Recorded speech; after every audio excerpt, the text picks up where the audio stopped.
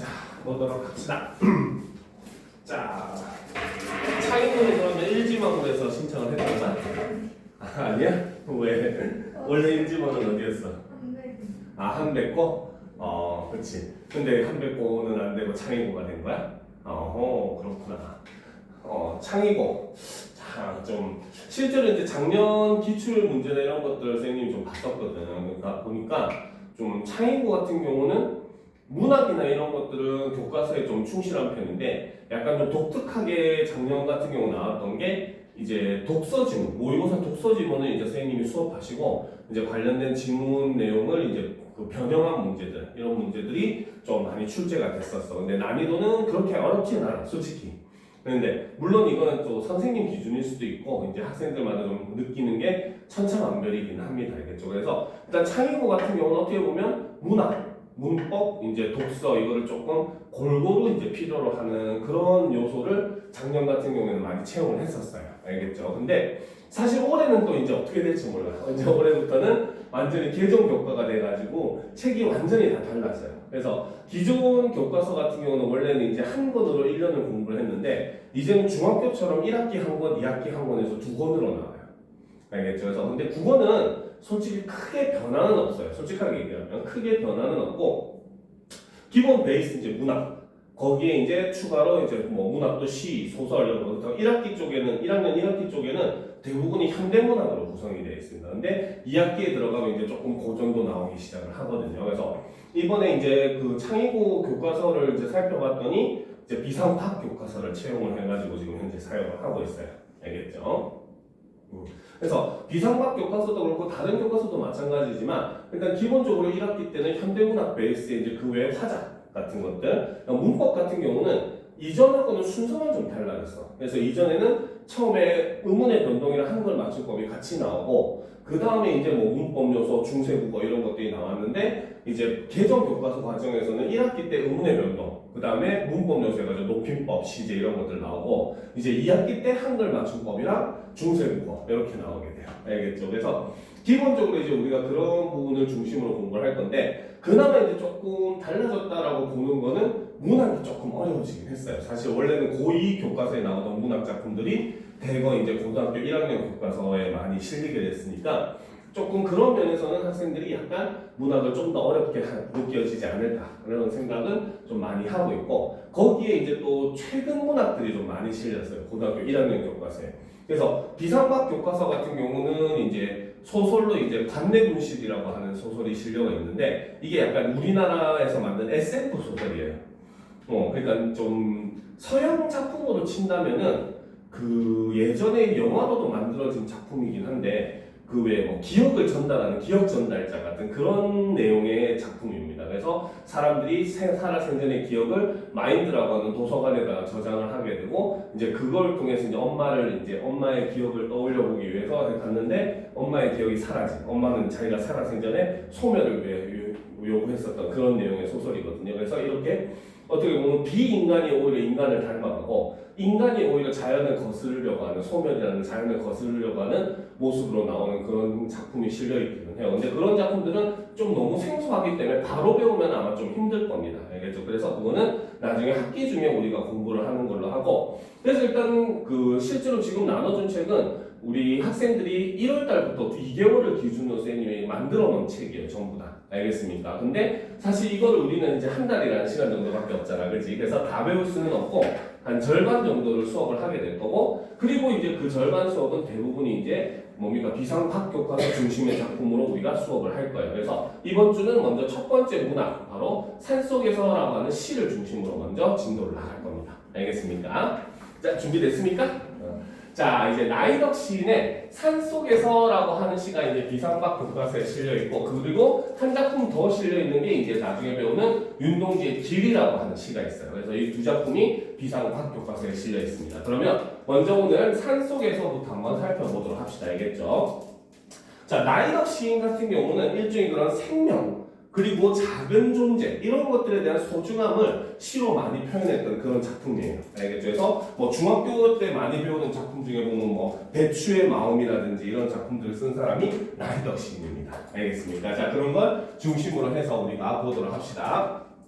자, 자, 길을 잃어보지 않은 사람은 모르리라 라는 거죠. 그렇죠? 자, 우리가 길이라고 하는 것들 시에서 굉장히 많이 등장을 합니다. 알겠습니까? 그런데 자, 이 길이라고 하는 건 당연히 우리가 생각하는 그런 로드의 의미로 쓰이진 않겠죠. 시니까, 그렇지? 자, 그런데 우리가 길을 가다 보면은 오르막길도 있고 내리막길도 있고 막 가파른 길, 뭐 울퉁불퉁한 길, 뭐 평평한 길 이런 여러 종류의 길들이 많잖아요. 그렇죠? 그렇기 때문에 일반적으로 우리가 이제 시에서 길이라고 하는 것은 일종의 인생, 목표 이런 걸 상징한다고 볼 수 있어요. 그렇기 때문에 지금 여기서도 바로 뭐다? 이 사람은 길을 잃어보지 않은 사람은 모를 것이다 라고 얘기를 하고 있잖아. 그렇지? 그렇기 때문에 여기서 말하는 길이라고 하는 것은 바로 인생이라든지 목표라든지 이상 이런 걸 상징한다 라고 볼 수 있다는 거죠. 그러면 길을 잃은 사람이라고 하는 것은 바로 뭐다? 바로 이런 삶에서 이런 목표나 이상을 상실해 본 사람. 근데 그렇지 않은 사람은 모를 것이다 라고 얘기를 하는 거죠. 자, 그럼 뭘 모르는지 봅시다.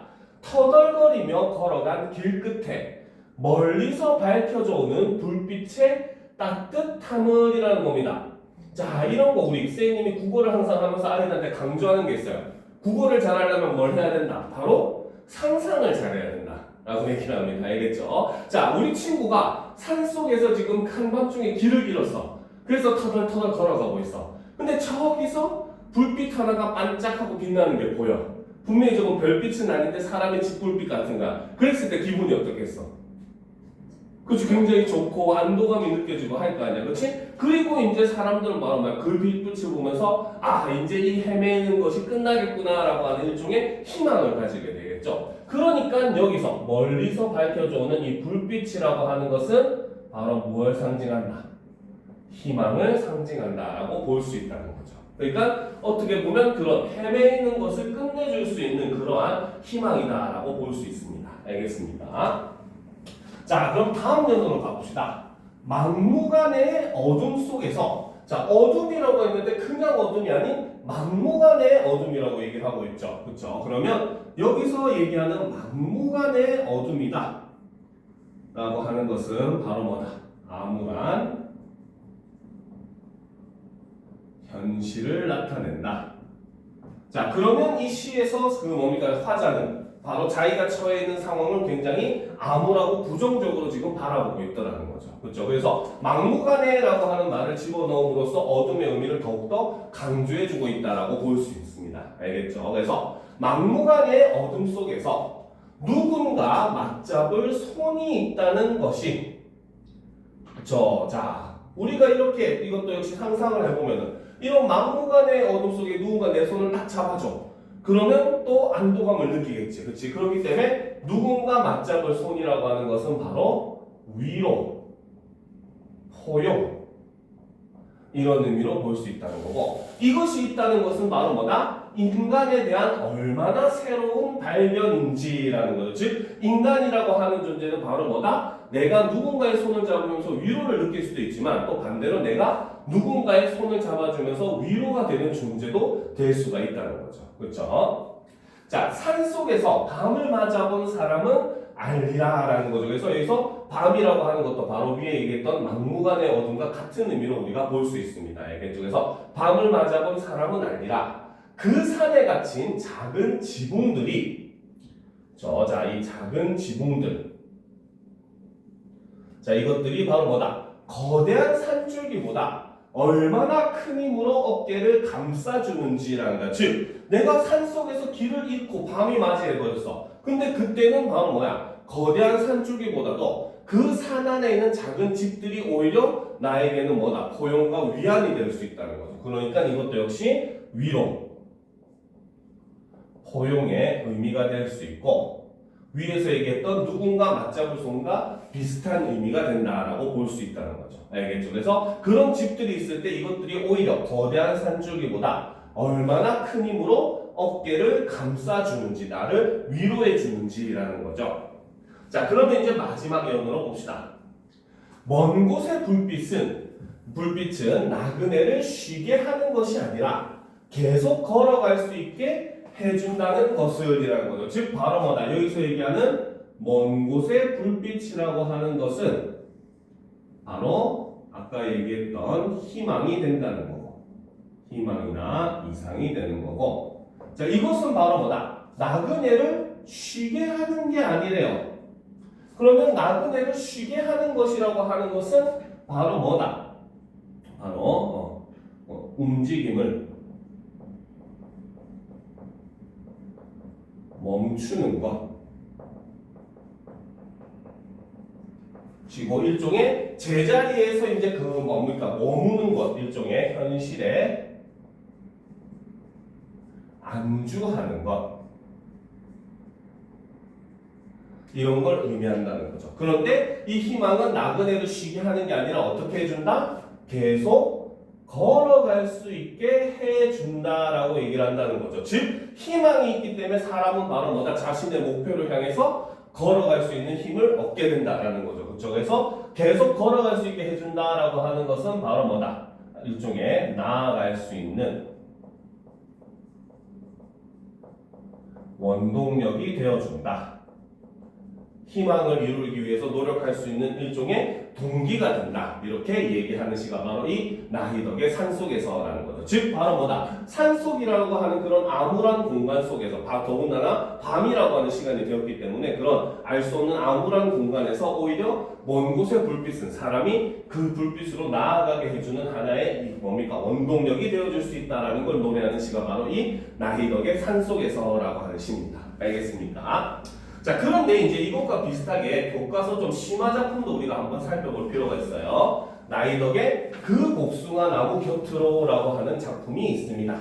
알겠죠? 이거는 예전 교과서, 특히 고2 교과서에 좀 많이 실리는 작품이긴 한데 같은 나희덕의 작품이고 이거는 조금 주제는 약간 달라요. 알겠죠? 이거는 바로 타인에게 일종의 그런 위로가 되는 것들, 타인에 대한 이해 이런 걸 다루고 있는 시입니다. 알겠죠? 그래도 한번 같이 보도록 합시다.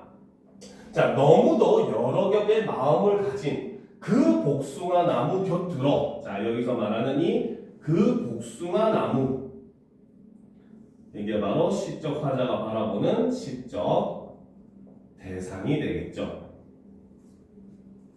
그죠? 자, 그런데 이 나무 곁으로 처음에 화자는 어때? 나는 왠지 가까이 가고 싶지 않았습니다. 라는 거죠. 즉 처음에는 화자는 복숭아 나무를 좋게 봤다 안 좋게 봤다? 그치. 자, 우리가 시에서 중요한 건 바로 이거예요. 내가 대상에 대해서 좋게 보고 나쁘게 보고는 상관이 없습니다. 즉 시 속에서 말하는 화자가 대상을 어떻게 보느냐를 찾아보는 게 굉장히 중요한 거예요. 그리고 특히나 고등학교 1학년 과정에서는 그 대상을 화자가 긍정으로 보냐 부정으로 보냐 요것만 판단해도 사실 50%는 풀어낼 수가 있습니다. 알겠습니까? 자, 그러니까 지금 화자는 바로 뭐다? 그렇죠? 자, 화자의 심정 첫 번째, 저 봐, 대상을 부정적으로 바라보았다는 거죠. 그죠? 자, 그래서 화자는 또 계속 생각합니다. 흰 꽃과 분홍 꽃을 나란히 피우고 서 있는 그 나무는 아마 사람이 앉지 못할 그늘을 가졌을 거라고. 그렇죠? 즉 뭡니까? 사람을 포용하지 않는 그런 존재일 거라고 나는 생각을 했었다는 거죠. 그러면 이것은 바로 뭐다? 바로 복숭아 나무에 대한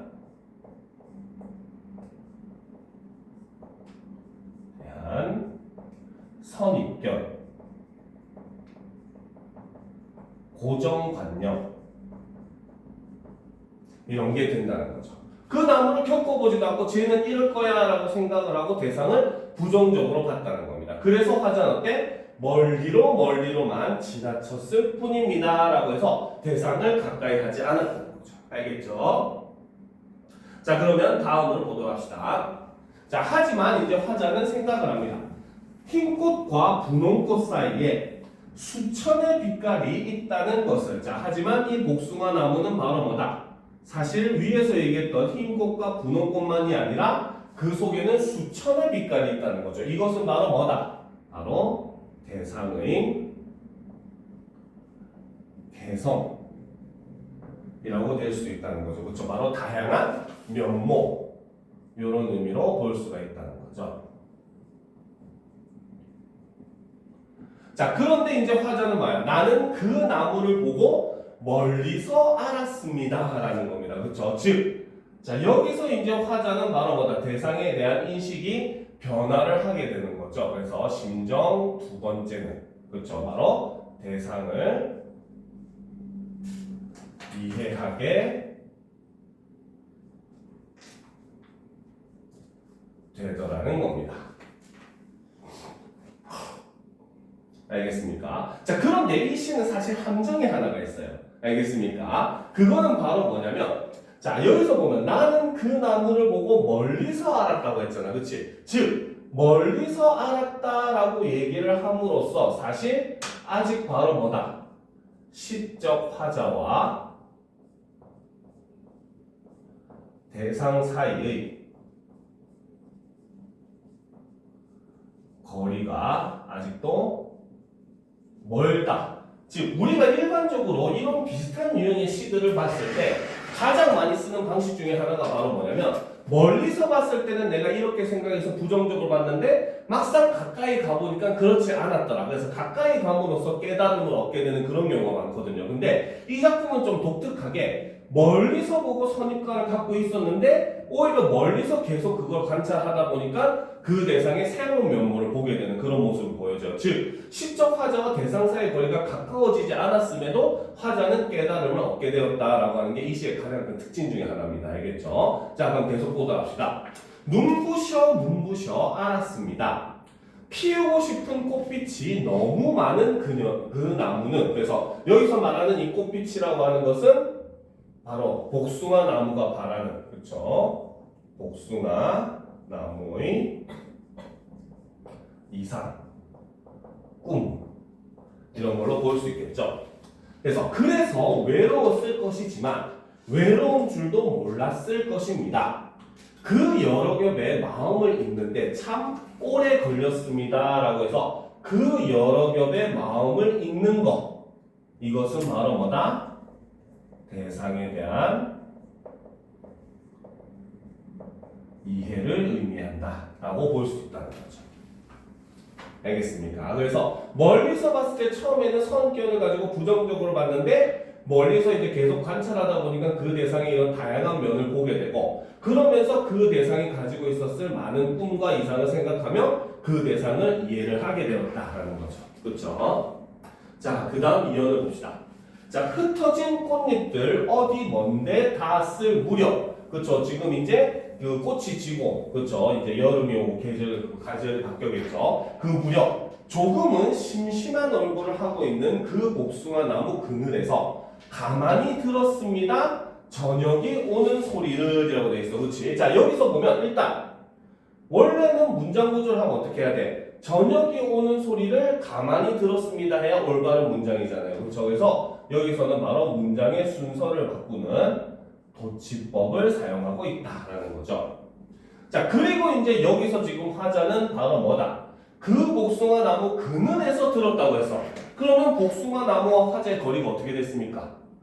그치, 가까워지겠죠. 그쵸? 자, 그래서 여기서는 바로 뭐다? 화자와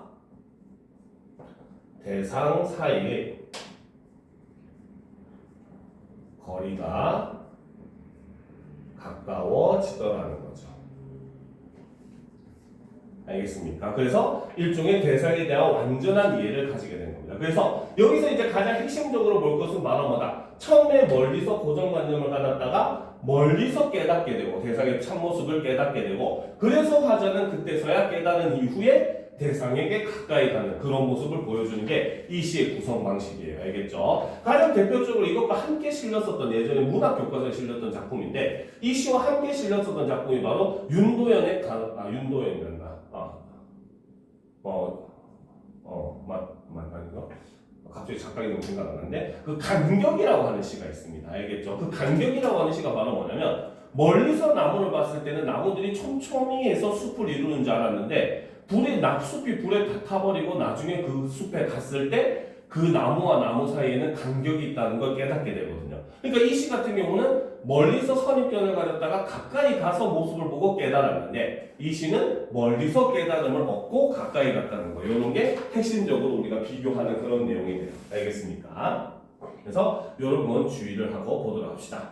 자, 그럼 이제 다음 작품 윤동주의 길이라고 하는 시를 한번 살펴보도록 합시다.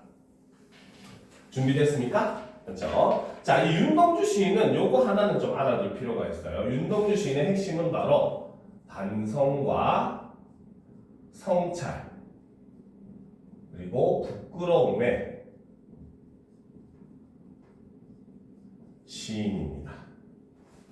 알겠죠? 그래서 1930년대 저항시를 주로 썼었던 시인인데 이 시인의 가장 큰 특징은 바로 뭐냐면 반성과 성찰을 하고 그리고 현재 자신에 대해서 부끄러움을 느끼고 그리고 그로 인해서 이상적인 모습으로 나아가고자 했었던 그런 시를 쓴 사람이 윤동주예요. 알겠습니까? 그렇기 때문에 윤동주에서는 항상 그런 자신을 성찰하는 내용이 있습니다. 근데 실제로 솔직하게 얘기를 하면 윤동주는 의열단 활동을 할 정도로 굉장히 열렬하게 독립운동 활동을 했었던 사람이거든요. 그래서 불과 광복을 한 6, 7개월 앞둔 1945년 초 1월인가 2월인가 아마 그때쯤이었는데 그 의열단 이제 군자금을 모으고 이제 상해로 돌아가려고 하는데 마침 집에 제사가 있어가지고 우연히 집에 들렀다가 일본 순사에 의해서 잡혀가게 되거든요. 그래서 아직 시체도 못 찾았습니다. 이 사람이 뭐 마칠삼일 마루타 부대에 끌려가서 죽었다 뭐 이런 말도 있고 여러 가지 말이 있는데 어쨌든 그런 좀 비운의 삶을 살았습니다. 근데 그럼에도 불구하고 자기가 그렇게 열렬히 독립운동을 했으면서도 항상 자기는 부족하다라고 생각을 하고 반성했던 시인이 바로 이 윤동주 시인이에요.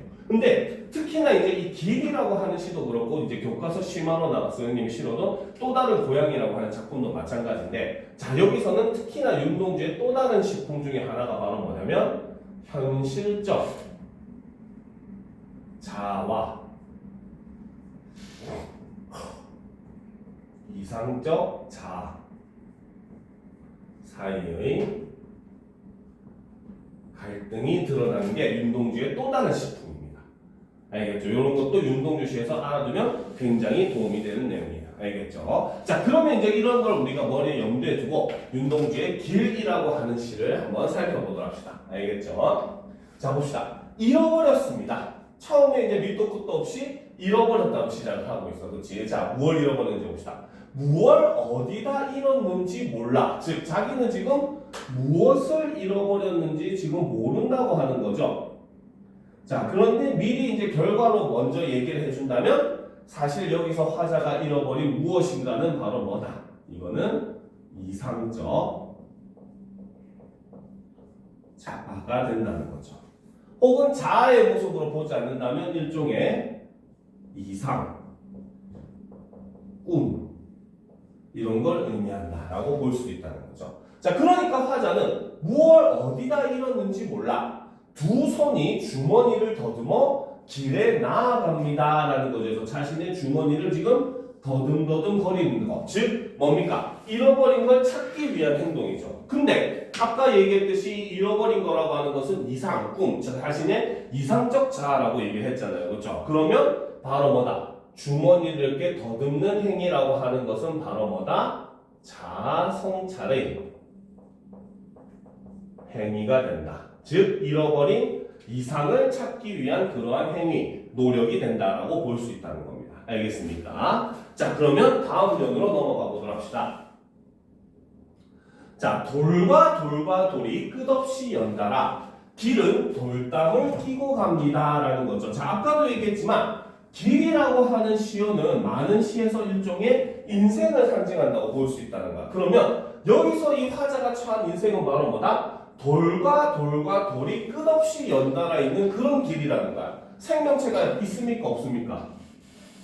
그렇지, 없죠. 그렇죠. 그래서 돌과 돌이 끝없이 연달아 있는 이런 것은 바로 뭐다? 바로 삭막한 현실을 나타낸다. 그리고 이 삭막한 현실이라고 하는 것은 바로 일제 강점의 현실을 드러낸다라고 볼 수 있다는 거죠.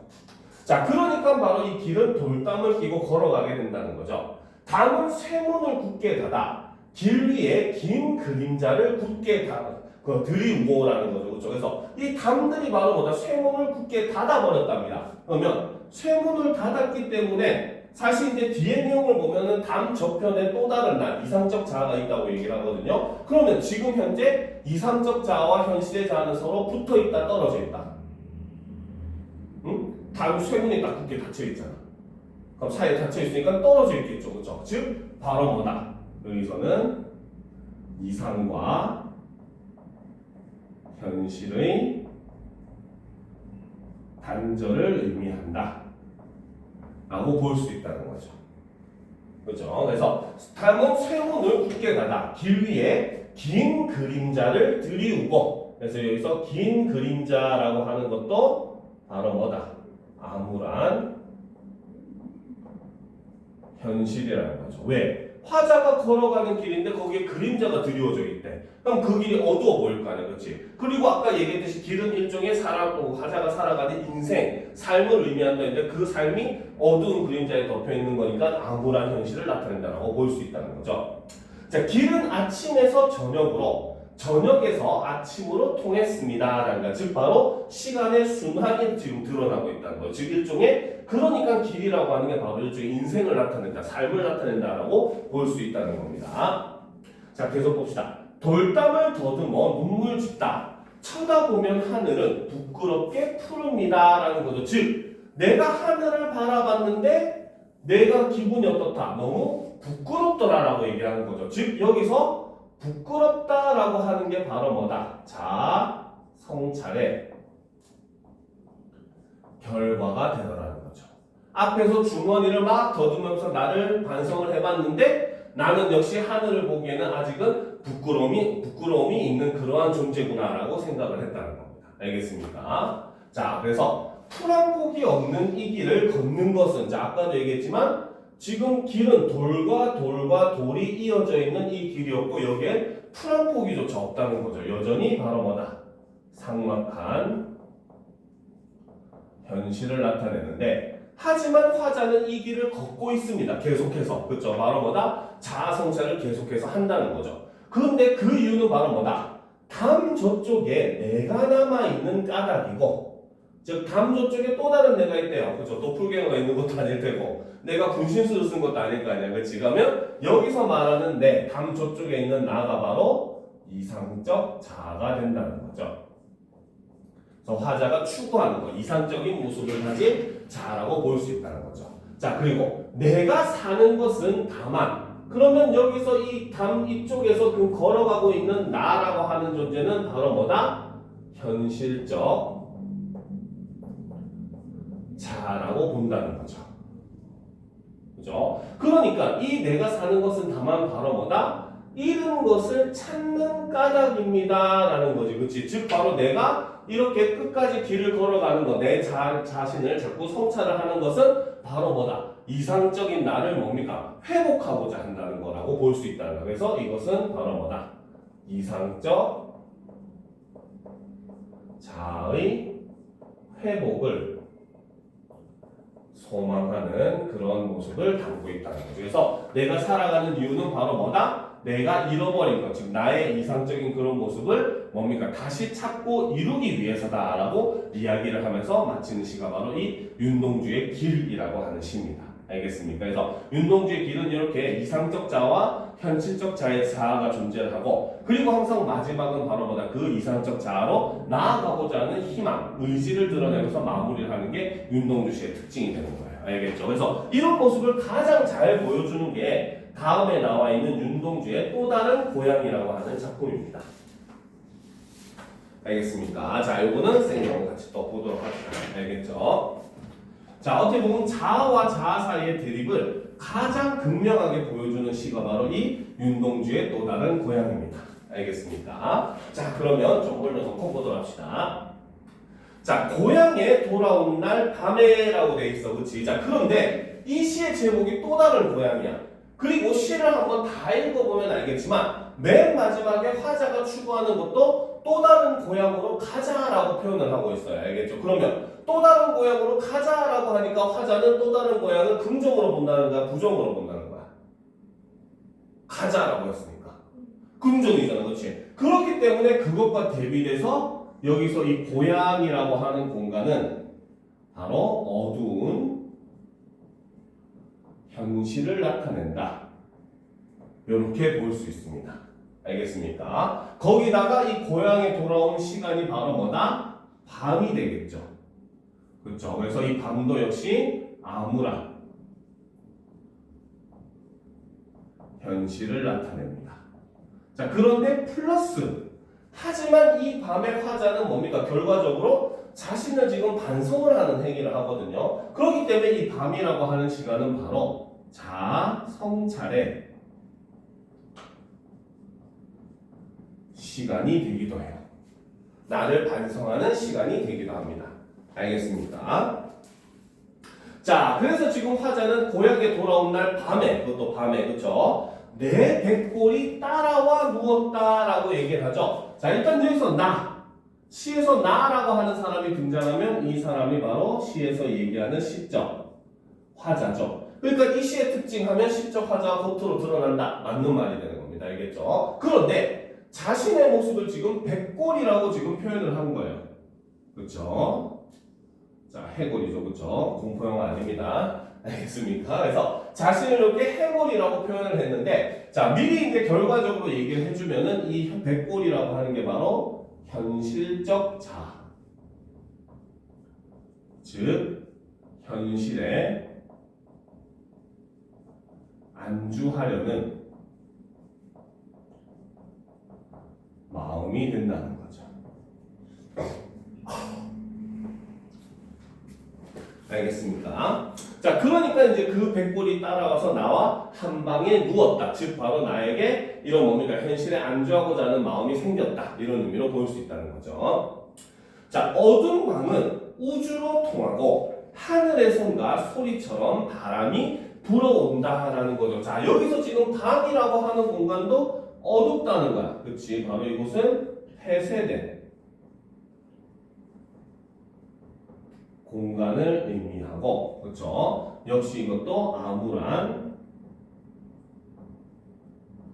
현실을 나타낸다 라고 볼 수 있다는 거죠. 그런데 그 어두운 방은 어디? 우주로 통하더라는 거야. 바로 이 우주라고 하는 것은 우주에 가면 어디 막혀있지 않잖아. 다 사방이 뚫려있잖아. 엄청난 거리로, 그렇지? 그러니까 이 우주는 바로 열린 공간을 의미한다는 거죠. 자, 그러니까 바로 뭐야? 하늘에선가 소리처럼, 뭐뭐처럼, 뭐뭐 같이, 뭐뭐 있냐, 뭐뭐 듯이. 무슨 법? 무슨 법?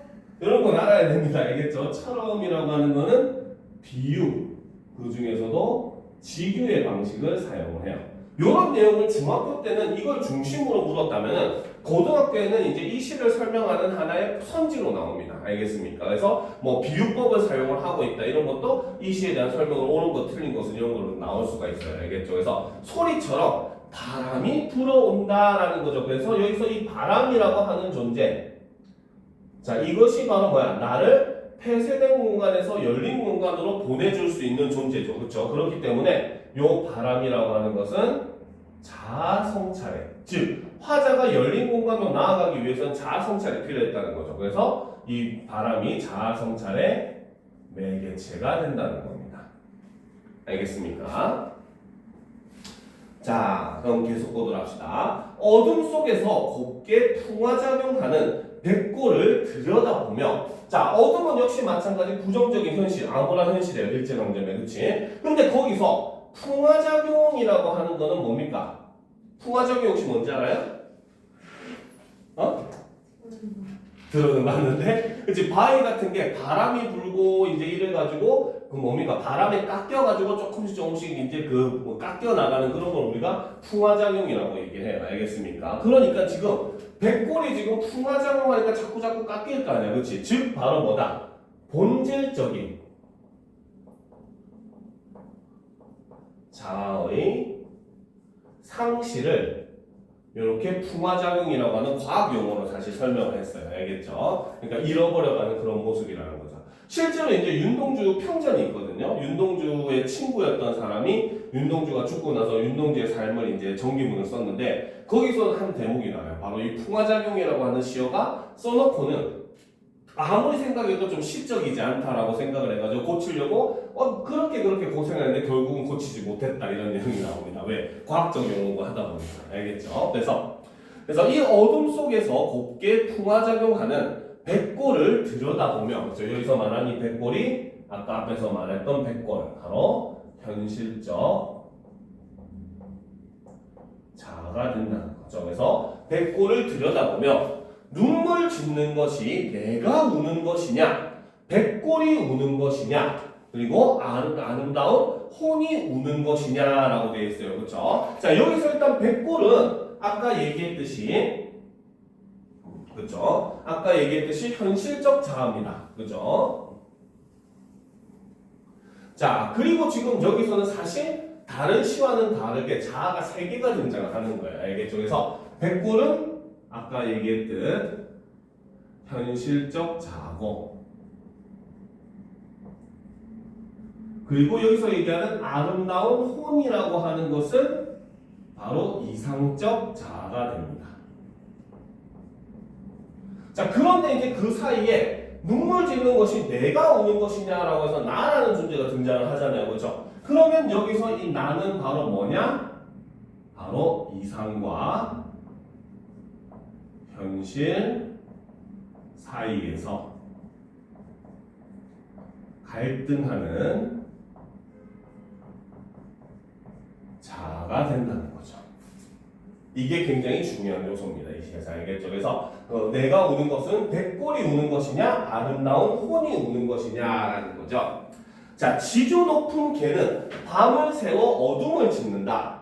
어둠을 짓는 개는 나를 쫓는 것일 개다라는 거죠. 즉 바로 뭐냐면 지조 높은 개가 어둠을 짓는데 이 어둠을 짓는 개는 뭐다? 나를 쫓는 것이라는 거야. 그 말은 결국 지조 높은 개는 나를 쫓는 게 되는 거죠. 그렇죠? 그렇기 때문에 여기서 이 지조 높은 개라고 하는 것은 바로 뭐다? 바로 무기력한 혹은 현실에 안주하려는 화자를 일깨우는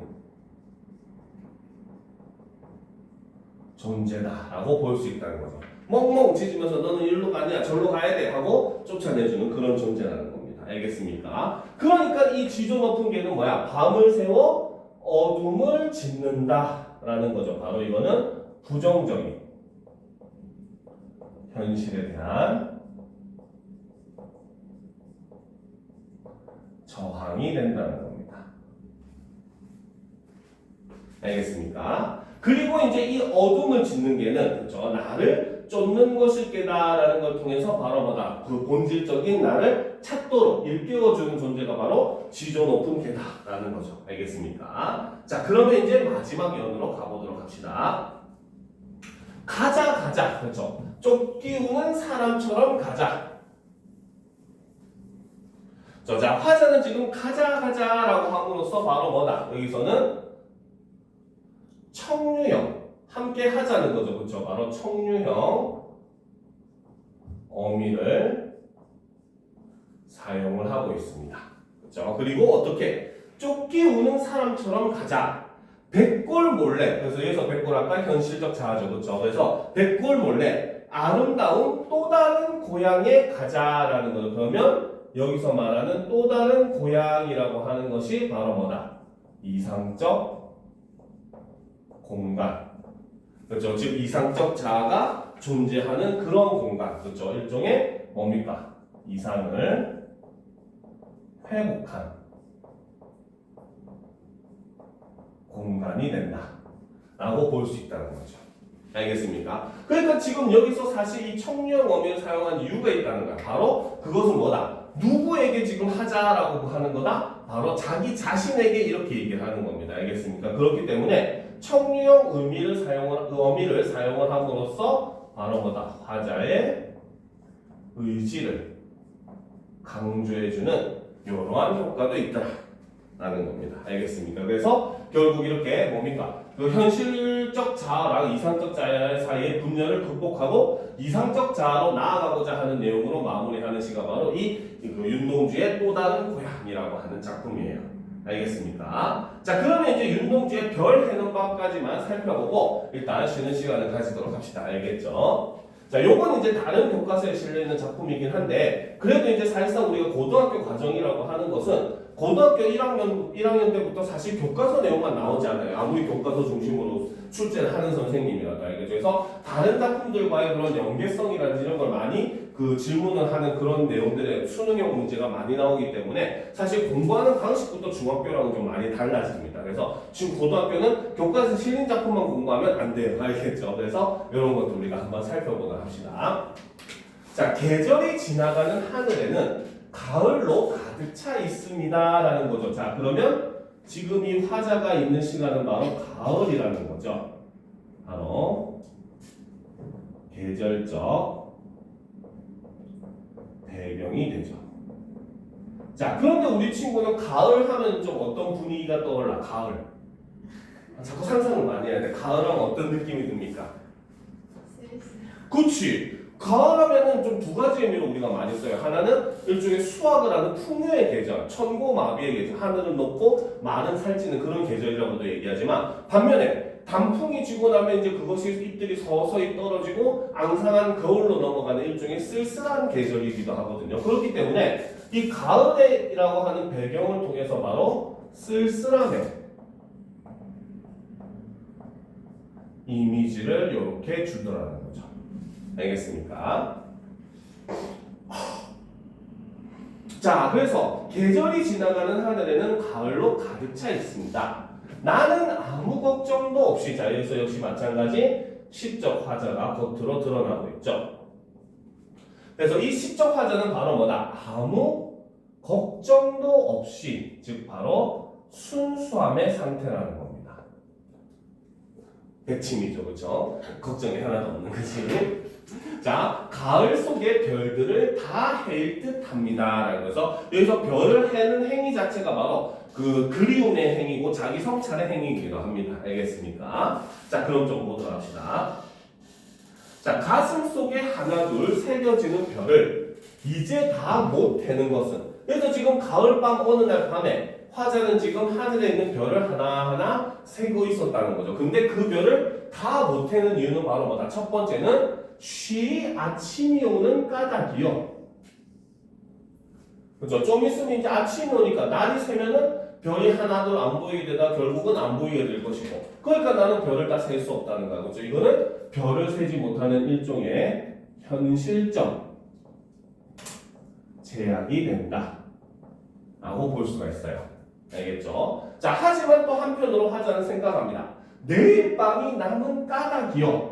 즉 나는 오늘 이걸 다 셀 이유가 없다는 거야. 내일 세면 돼 라는 거지. 일종의 바로 여유를 가진 그러한 태도를 보여준다는 거죠. 그렇죠? 그리고 이제 마지막에 합니다. 아직 나의 청춘이 다하지 않은 까닭입니다. 즉 나는 나에게 남아있는 청춘이라고 하는 시간이 많이 남아있기 때문에 저 별을 지금 굳이 다 셀 필요가 없다라는 거죠. 즉 바로 뭐다? 미래에 대한 희망, 일종의 긍정적 인식이 담겨있다라고 볼 수 있다는 거죠. 알겠습니까? 그러니까 나는 지금 굳이 이거를 다 셀 필요가 없다라고 얘기하는 겁니다. 알겠습니까? 자, 그런데 이제 얘기합니다. 별 하나의 추억과 별 하나의 사랑과 별 하나의 쓸쓸함과 별 하나의 동경과 별 하나의 시와 별 하나의 어머니 하는 거지. 자, 다른 거는 전부 다 무엇과 한 번씩 했는데 여기서 마지막에 어머니는 두 번을 반복했어요. 왜? 너무나 어머니가 보고 싶으니까. 알겠습니까? 그래서 이 어머니는 바로 그리움의 대상이 된다는 거죠. 알겠습니까? 자, 그래서 지금 이 부분에서는 바로 뭐다? 바로 별 하나의 무엇과 과라는 문장 구조가 반복이 되고 있죠. 그래서 이를 통해서 당연히 운율을 형성을 하고 있고, 그리고 어떻게 보면 내가 떠올린 것들이 추억, 사랑, 쓸쓸함, 동경, 시, 어머니. 그렇죠. 일종의 화자가 그리워하는 그리움. 저 그리움이라는 정서를 강조하고 심화시키는 그러한 표현이다라고 볼 수 있습니다. 알겠습니까? 자, 그런데 자, 지금은 이제 막 여기까지는 막 별 하나의 무엇과 별 하나의 무엇과 막 이런 식으로 되게 차분한 어조로 얘기를 했었어. 그렇지? 근데 갑자기 뭡니까? 어머님, 나는 별 하나에 아름다운 말 한마디씩 불러봅니다. 이러면서 갑자기 산문 형식으로 바뀌어버렸잖아. 그렇죠? 자, 그래서 이 시의 좀 특징적인 부분 중에 하나가 바로 뭐냐면 여기서 지금 바로 뭐다? 운율이 변화를 하게 됩니다. 알겠습니까? 그러니까 이거를 우리가 어떻게 표현을 한다면, 감정적으로 표현한다면 그전에는 별을 보면서 좀 여유로운 마음도 가지고 좀 미래에 대한 희망도 있었단 말이야. 근데 별 하나하나 보면서 자신이 이제 그리워하는 것들을 하나씩 떠올리게 되는 거야. 그러니까 마지막에 이제 어머니 이렇게 딱 하면서 그림이 갑자기 확 폭발을 해버린 거죠. 그러니까 자기가 그리워하는 대상들을 마구마구 쏟아내듯이 표현을 하게 되는 겁니다. 알겠습니까? 그래서 여기서 지금 이 운명의 변화를 통해서 바로 뭐다? 그리움이 굉장히 심화되고 고조되는, 최고조에 달하는 그런 모습을 보여주더라는 거죠. 그죠? 자, 그리고 이제 여기서 어머님하고 대상을 부르고 있잖아요. 그렇죠? 그러면서 일종의 대화체 형식으로 변화를 하게 됩니다. 그래서 어머님, 나는 별 하나에 아름다운 말 한마디씩 불러봅니다. 소학교 때 책상을 같이 했던 아이들의 이름과, 이거는 소학교는 이제 일제강점기라서 소학교로 하는 거예요. 지금은 초등학교죠. 그렇죠? 그래서 그 아이들의 이름과 폐경옥 이런 이국 소녀들의 이름과 벌써 애기 어머니 된 계집애들의 이름과 가난한 이웃 사람들의 이름과 라는 것을 자, 꼭새로 표시합시다. 여기서부터 여기까지. 자, 여기서는 바로 뭐다? 여기서 제시된 건 과거 어렸을 적 자신의 기억 속에 있는 사람들이잖아. 그렇지? 그렇기 때문에 이거는 바로 그리움의 대상들을 이렇게 나열하는 거죠. 여기서는 열거의 방식을 쓰고 있다는 거죠. 그렇죠? 자, 그런데 봅시다. 비둘기, 강아지, 토끼, 노새, 노루. 자, 요것들은 전부 다 자연에 사는 동물들이잖아요. 그렇죠? 즉, 이 동물들이라고 하는 것은 바로 뭐다? 순수함을 지닌 존재가 된다. 이렇게 볼 수 있다는 거죠. 그리고 그 다음에 보면 프랑시스 젠, 그죠? 라이너 마리아 릴케 이런 시인의 이름을 불러봅니다. 라는 거죠. 자, 여기서 프랑시스 젠이나 라이너 마리아 릴케 같은 경우는 바로 순수한 자연과 인간 본연의 모습을 노래한 시인들입니다. 이러한 내용은 백석의 시 흰 바람벽이 있어라고 하는 시에도 똑같이 나와요. 알겠죠? 거기서도 처음에는 이런 동물들의 이름, 비둘기, 노새, 노루 막 이렇게 얘기하다가 그 다음에 프랑시스 잠과 도연명과 라이너 마리아 릴케가 그러하듯이 이렇게 얘기하거든요. 그래서 이런 뭡니까? 순수한 자연과 인간 본연의 모습을 노래한 그런 시인들의 모습을 떠올리면서 여기서 이제 비둘기부터 이제 라이너 마리아 릴케까지는 어떻게 보면 화자가 이제 바라는 삶, 담고 싶은 삶, 일종의 이상적인 모습을 나타낸다라고 볼 수 있다는 거죠. 알겠습니까? 자, 그럼 다음 페이지로 넘어갑시다. 자, 이네들은 너무나 멀리 있습니다라는 거죠. 즉, 바로 뭐다? 대상과 이제 너무나 멀리라고 얘기를 함으로써 바로 대상과의 정서적 혹은 심리적 거리감을 이렇게 표현을 하고 있다는 거죠. 그래서 별이 아슬이 멀듯이 어머니 그리고 당신은 멀리 북간도에 계십니다. 자, 이 북간도가 화자의 고향이 된다는 거죠.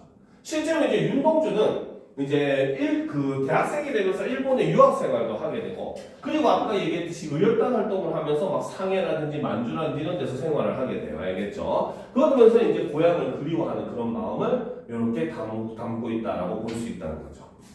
자, 그런데 이제 여기서도 윤동주의 식품은 또 나옵니다. 나는 무엇인지 그리워라고 하고 있죠. 그러면 여기서 화자가 그리워하는 이 무엇이라고 하는 것은 바로 뭐다?